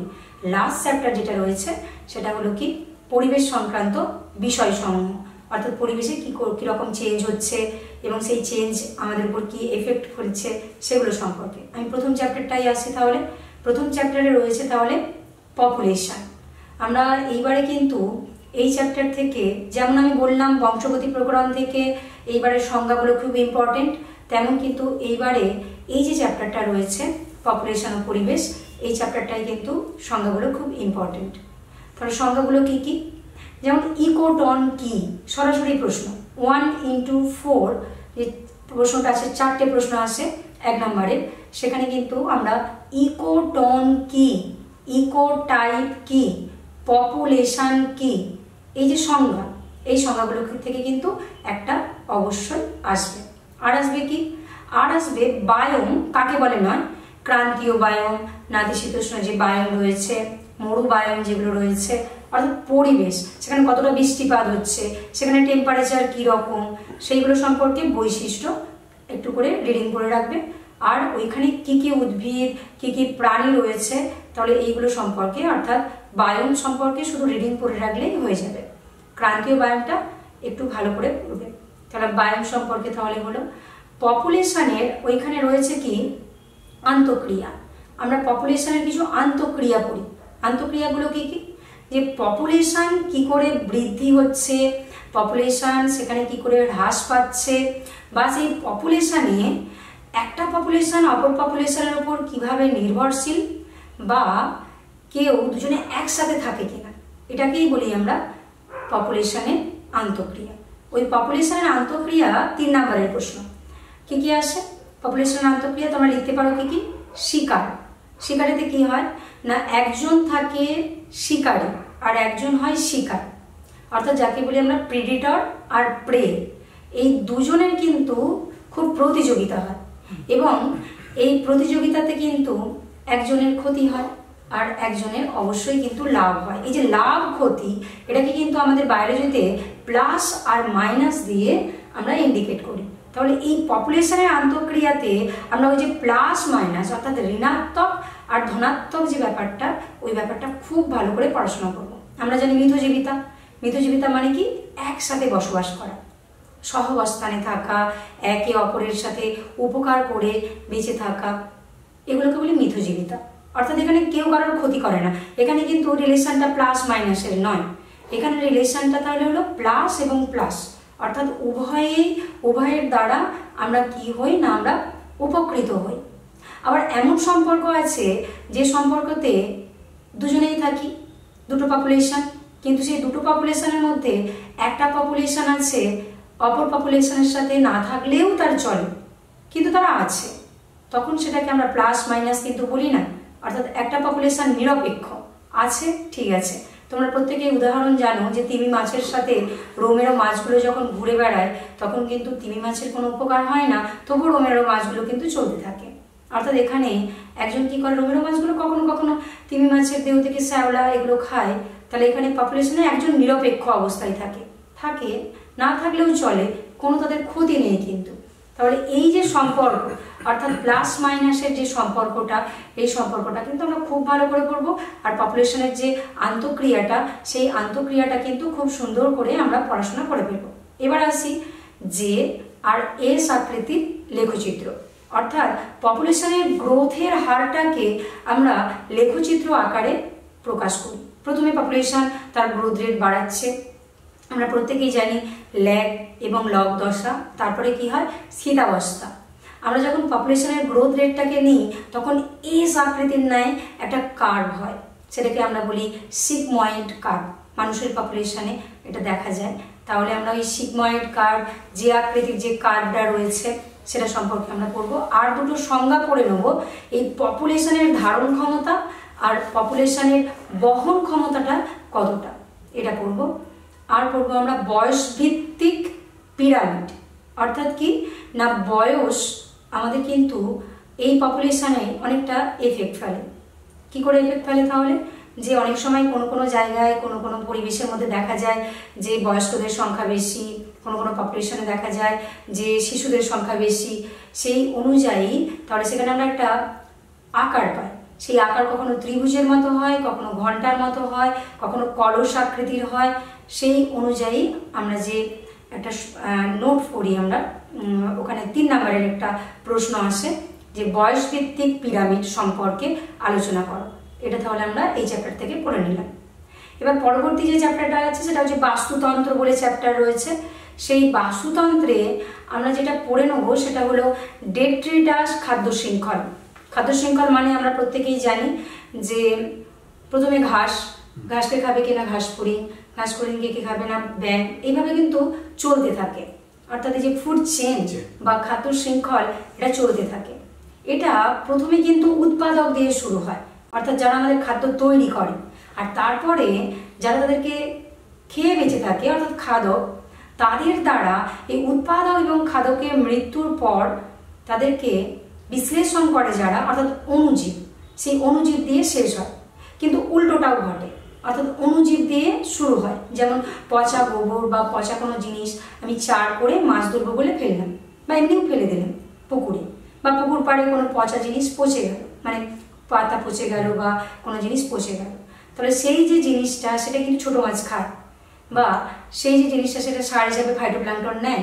ফাইটোপ্ল্যাঙ্কটন মানে জলে ভাসমান উদ্ভিদকণা। তাদেরকে খেয়ে বেঁচে থাকে কারা? জুপ্ল্যাঙ্কটন। তাকে খেয়ে বেঁচে থাকে কারা? ছোট মাছ। তাকে খেয়ে বেঁচে থাকে কারা? না বড় মাছেরা। এই যে অণুজীব থেকে শুরু হলো, উল্টোটা পুরো, এটাকে বলা হয় তাহলে কি? ডেট্রিটাস খাদ্য শৃঙ্খল। এবারে কিন্তু খুব ইম্পর্টেন্ট রয়েছে। আর খাদ্য পিরামিড, অর্থাৎ আমরা যদি উৎপাদক থেকে ক্রমপর্যায়ে খাদকগুলোকে সাজাই তাহলে সেটা কিন্তু একটা পিরামিডের মতো আকার ধারণ করে। এই যে পিরামিড, রিজু পিরামিড, মানে সেই পিরামিডটা কখনোই উল্টানো হতে পারে না। তোমরা প্রত্যেকেই পড়াশোনা করেছো, রিজু পিরামিড সর্বদাই খাড়া থাকে, আপরাইট। সেটা কার পিরামিড? মনে রাখবে যে শক্তির পিরামিডটা কোনো দিনের জন্য উল্টানো হয় না, সেটা সর্বদাই কি থাকে? আপরাইট, অর্থাৎ খাড়া পিরামিড আকারে থাকে। ঠিক এরপরে তোমরা পড়ে নেবে তাহলে কি না, পড়ে নেবে বাস্তুতান্ত্রিক পর্যায়ক্রম। এবারে খুব ইম্পর্টেন্ট এটা বাস্তুতান্ত্রিক পর্যায়ক্রমটা। এটার মধ্যে সবচেয়ে বেশি ইম্পর্টেন্ট যেটা, সেটা হলো উদ্ভিদের একটা পর্যায়ক্রম থাকে, বা যদি ওটা না আসে তাহলে সংজ্ঞা হিসাবে আসবে হাইড্রোসিরি ও জেরোসিরি কাকে বলে। অর্থাৎ কোনো একটা পুকুরে গেলাম, সেই পুকুরে গিয়ে আমরা দেখছি যে স্বরের মতো সবুজ হয়ে রয়েছে ভাসমান অবস্থায়। পুকুরের পাড়গুলোতে ছোট ছোট কিছু ঘাস হয়েছে, কিছু বিরুৎ জাতীয় গাছ হয়েছে, তার পাড়েতে যে বড় বড় গাছ হয়েছে, এইগুলোকে আমাদের বায়োলজিতে ধাপে ধাপে কিভাবে উৎপত্তি হয়েছে সেই সম্পর্কে পড়ানো হয়। তোমরা প্রত্যেকেই জানো হাইড্রোসিরি আর জেরোসিরি সম্পর্কে। এই সংজ্ঞাটা পড়ে নেবে খুব ভালো করে। আর উদ্ভিদের পর্যায়ক্রমিক কিভাবে, কেমনভাবে পর্যায়ক্রমিকভাবে তারা তৈরি হয়েছে, আমরা ওইখানে পড়ার সময় 1 নম্বরের প্রশ্ন পড়ে নেব পায়োনিয়ার কমিউনিটি। তাহলে এই যে পায়োনিয়ার কমিউনিটি, কোনো একটা জায়গায় কোনো একটা বাস্তুতন্ত্র, সেখানে হয়তো জমি ছিল আগে, সেটা পরবর্তী ক্ষেত্রে কি হলো? পুকুর কাটিয়ে ফেলা হলো। তাহলে বাস্তুতন্ত্রটা কিন্তু চেঞ্জ হয়ে গেল। আগে সেটা ভূমি ছিল, অর্থাৎ জমি ছিল, পরবর্তী ক্ষেত্রে সেখানে যখনই আমরা পুকুর বানিয়ে ফেলছি তখন এই যে নতুন একটা বাস্তুতন্ত্র হলো, বা কোথাও খরা হলো, বন্যা হলো, তাহলে এই যে বাস্তুতন্ত্র এটা চেঞ্জ হয়। বা কোনো জায়গায় সেখানে পাহাড় সৃষ্টি হয়েছে, আগে সেখানে সমুদ্র ছিল, বা আমরা বলতে পারি সেখানে পাহাড়ি হয়েছে। তাহলে এই যে বাস্তুতন্ত্র এটা চেঞ্জ হচ্ছে, তো প্রকৃতি যখন তৈরি হয়েছিল তখন সেখানে কি ছিল, পরবর্তী ক্ষেত্রে কি হচ্ছে, সেখানে কোন প্রাণীটা প্রথম এসছে, তাহলে এই যে ব্যাপারগুলো, এই পর্যায়ক্রমগুলো প্রত্যেকে পড়ে নেবে। তাহলে পায়োনিয়ার অন্তিম পর্যায় কোনটা, এইগুলো প্রত্যেকে সংজ্ঞাগুলো 1 নম্বরের প্রশ্ন আছে। পায়োনিয়ার কমিউনিটি কি, কাকে বলা হয়, এই যে 1 নম্বরের প্রশ্ন, এটা কিন্তু পড়ে নেবে। তার বাস্তুতন্ত্র শেষ হয়ে গেল এখানে। এইবার রয়েছে আমাদের আর দুটো চ্যাপ্টার বাকি রয়েছে, 15 আর 16। 15 নম্বর চ্যাপ্টারে জৈব বৈচিত্র্য, প্রত্যেকেই পড়াশোনা করেছে জৈব বৈচিত্র্য। ওখানে আমরা পড়ি বায়োডাইভার্সিটি, ডব্লিউ.জি. রোজেন যেটা বলেছিলেন, অর্থাৎ আমাদের পরিবেশে প্রচুর উদ্ভিদ আর প্রচুর প্রাণী আছে। এই উদ্ভিদ এবং প্রাণীগুলোকে আমরা কি করি না সংরক্ষণ করি পরিবেশেতে, কারণ তাদের যখন সংখ্যা বেড়ে যাচ্ছে বা অনেক সময় তাদেরকে সংখ্যা কমে যায় কিভাবে না শিকার করে, যখন তাদেরকে বা কোনো প্রাকৃতিক বিপর্যয় ঘটলো, কি হলো না ভূমিকম্প হলো, সুনামি হলো, বড় ঝড় হলো, খরা হলো, তারপরে কিন্তু কমে যায়, আবার শিকার করার মাধ্যমে কমে যায়। ডিফরেস্টেশন করলে পাখিদের বাসস্থান সেটা কমে গেল। ডিফরেস্টেশনে বন যখন কেটে ফেলা হয়, বনজ যে প্রাণীগুলো থাকে বন্য প্রাণী সেগুলো কমে গেল। তখন বিজ্ঞানীরা কি বলছেন যে ওদেরকে কি করে কনজার্ভ করা যায়, সংরক্ষণ করা যায়। ডাইভার্সিটি কমে গেলে চলবে না, ডাইভার্সিটির উপর আমরা নির্ভরশীল প্রত্যেকে। খাদ্য শৃঙ্খলা আমি যে বললাম সেই খাদ্য শৃঙ্খলাতে নির্ভরশীল। তাহলে ওই ডাইভার্সিটি অর্থাৎ কিভাবে যেখানে সে থাকতো তার নিজস্ব বাসস্থানে আমরা কিভাবে তাকে সংরক্ষণ করব, ইন মানে মধ্যে, তাহলে ইন সিটু সংরক্ষণ। আর যদি সংরক্ষিত এলাকাটা যদি তার খুব কমে যায় বা সেখানে সংরক্ষিত করা যাবে না, আমরা তাকে অন্য কোনো জায়গায় বিজ্ঞানসম্মত উপায়ে চিড়িয়াখানা, বোটানিক্যাল গার্ডেন এইরকম কিছু ঘটনা রয়েছে, বা আমরা ছোট বীজগুলোকে বা কোনো জিনকে আমরা কৃত্রিমভাবে কোনো একটা জায়গায় যদি সংরক্ষণ করি, যেটাকে বীজ সিড ব্যাংক বলা হয়, ডিম্বাণু ব্যাংক, শুক্রাণু ব্যাংক বলা হয়, যেটাকে জিন ব্যাংক বলা হয়, যেটাকে আমরা ক্রায়ো প্রিজার্ভেশন বা ক্রায়ো সংরক্ষণ। ক্রায়ো সংরক্ষণ থেকে প্রশ্ন আসবেই একেবারে, কোনো সাল নেই দেখবে তোমরা যদি প্রিভিয়াস ইয়ার স্টাডি করো যে ক্রায়ো সংরক্ষণ থেকে প্রশ্ন আসছে না। তাহলে ইনসিটু পড়বো, এক্সিটু পড়বো, ক্রায়ো প্রিজার্ভেশন পড়বো। ইনসিটুর মধ্যে পড়ে অভয়ারণ্য, পরে আমাদের ন্যাশনাল পার্ক যেটা সেটা, আর পরে বায়োস্ফিয়ার রিজার্ভ। আর এই বায়োস্ফিয়ার রিজার্ভ, সুন্দরবন একটা বায়োস্ফিয়ার রিজার্ভ, কারণ এই রিজার্ভে কতগুলো অঞ্চল থাকে। একটা থাকে কোর অঞ্চল, যেখানে কেউ কোনোদিন ওখানে কেউ যাবে না, শুধু যাকে সংরক্ষণ করা হবে শুধু সে থাকবে, কোর অঞ্চল। তারপরে থাকে বাফার অঞ্চল, অর্থাৎ যেখানে অনুমতি সাপেক্ষে প্রবেশ করা যায়। তারপরে থাকে ট্রানজিশনাল অঞ্চল, অর্থাৎ যেখানে বসতি গড়ে তোলা যায়। তাহলে এটা থাকলে তবেই সেটাকে কিন্তু আমরা বায়োস্ফিয়ার রিজার্ভ বলতে পারবো, এটা পড়ে রাখবে। আর এইবারে ইম্পর্টেন্ট যেটা জৈব প্রযুক্তি, জৈব বৈচিত্র্য মানে বায়োডাইভার্সিটি, তার গুরুত্ব কি, কি কারণে আমরা বায়োডাইভার্সিটিটাকে পড়াশোনা করব। খাদ্যের উৎস, ভেষজের উৎস, জিনের ভান্ডার, আমাদের গবেষণার কাজে বায়োডাইভার্সিটি খুব কাজে লাগে। আর বায়োডাইভার্সিটি বিলুপ্তির কারণ কি, অর্থাৎ প্রাকৃতিক যে বিপর্যয়গুলো রয়েছে সেগুলো তার বিলুপ্তির কারণ। একেবারে লাস্টের দিকে এখানে আছে এন্ডেমিক প্রজাতি অর্থাৎ স্থানীয় প্রজাতি, আর একটা রয়েছে তাহলে এন্ডেঞ্জার প্রজাতি, অর্থাৎ যেটাকে বলি আমরা বিপদগ্রস্ত প্রজাতি।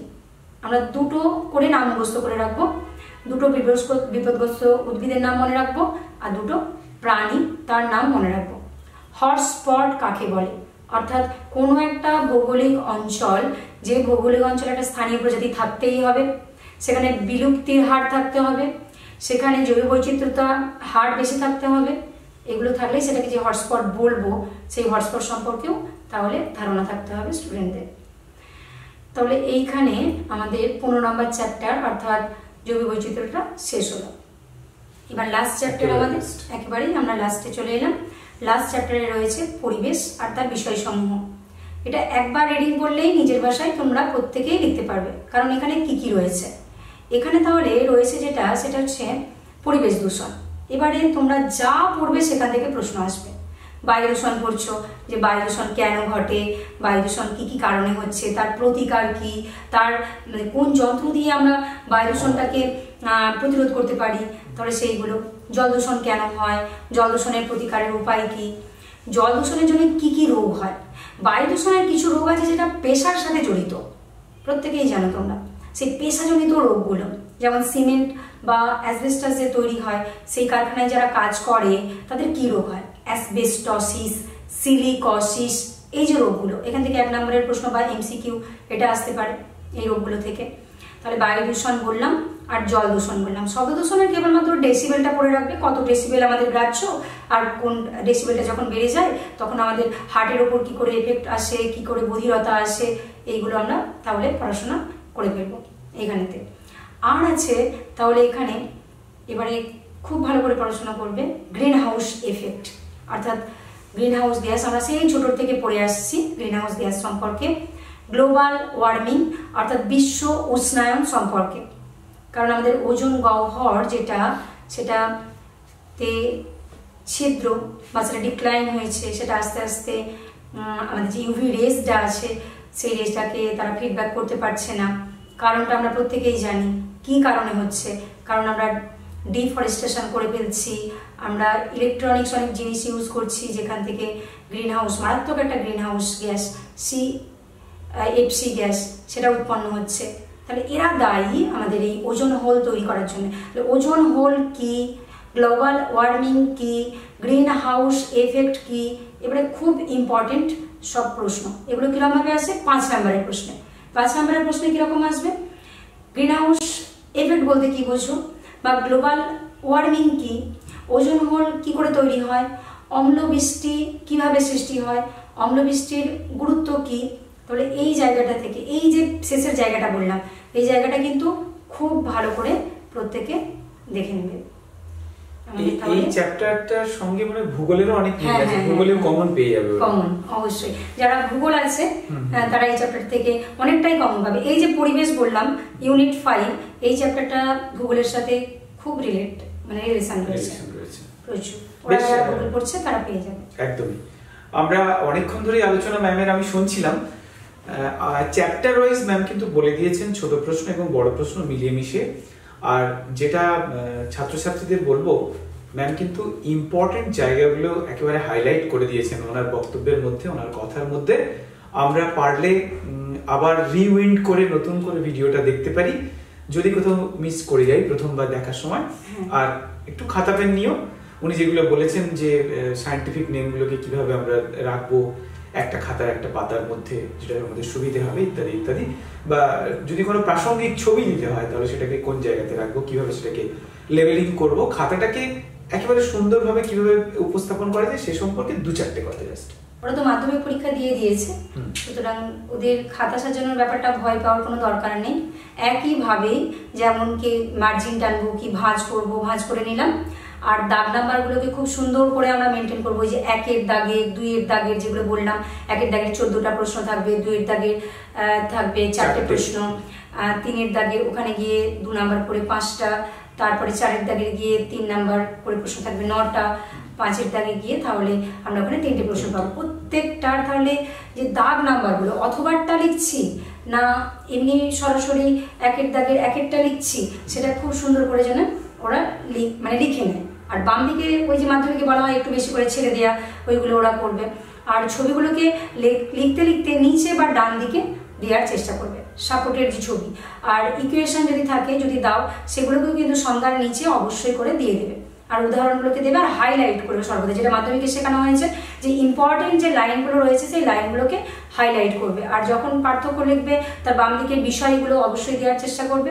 আর সংজ্ঞাগুলো লিখবে, সংজ্ঞা কিসের সংজ্ঞা লিখছো সেটা হাইলাইট করলে সেই সংজ্ঞাটা হাইলাইট করে নিচে উদাহরণ দিয়ে লিখছো যেটা, সেটাকেও কিন্তু হাইলাইট করে দেবে অবশ্যই। আর যে পার্ট কোশ্চেনগুলো লিখছো সেই পার্ট কোশ্চেনগুলোতে যেন 3+2, তাহলে সেই 3 নাম্বারে কি দেওয়া আছে, গ্রিন হাউস এফেক্ট কাকে বলে দেওয়া আছে সেটাকে হেডিং করে নিলাম। তারপরে দেওয়া রয়েছে ওজোন হোল কি, তাহলে এই যে দুটো আলাদা আলাদা করে যে হেডিং করছি, গ্রিন হাউস এফেক্ট কি বলে তলায় আন্ডারলাইন করলাম, তার সম্পর্কে লেখা আমার হয়ে গেল। তারপরে আবার নিচে আমরা কি করছি, ওজোন হোল কি লিখে তার নিচে হাইলাইট করছি। এই হাইলাইটগুলো মেনটেন করবে। আর প্রত্যেকটা উত্তর যখন লেখা হয়ে যাবে একটু সামান্য ফাঁকা দিতে হবে, যাতে আমাদের বোঝা যায় 1 নাম্বার প্যারা করে লেখা। ওরা প্রত্যেকেই জানে যেহেতু মাধ্যমিক দিয়ে চলে এসছে। একদমই। অনেকক্ষণই আলোচনা করলাম আমরা। অনেক অনেক ধন্যবাদ ম্যামকে আমাদের স্টুডিওতে আসার জন্য, এবং আগামী বছরগুলোতেও ওনাকে পাবো এই আশা রাখছি। আমাদের ছাত্রছাত্রীদের শুধু একটাই বলার, তোমরা মন দিয়ে পড়াশোনা করো। যা প্রিপারেশন ইতিমধ্যে সেটা তোমরা নিয়েছো, শুধু একটু ফাইনাল টাচ শেষ মুহূর্তের প্রস্তুতি যদি একটু হলেও তোমাদের ভালো লাগে তাহলে আমাদের অবশ্যই ফিডব্যাক দিও কেমন লাগছে আমাদের অনুষ্ঠান। আর যদি কোনো প্রশ্ন থাকে আগেই বলেছি আমাদের জানাতে। তোমাদের পরীক্ষা খুব ভালো হোক আমাদের দুজনের পক্ষ থেকে, আমাদের সবার পক্ষ থেকে তোমাদের জন্য অনেক অনেক শুভকামনা, অভিনন্দন। আজকের মতো বিদায় নিচ্ছি।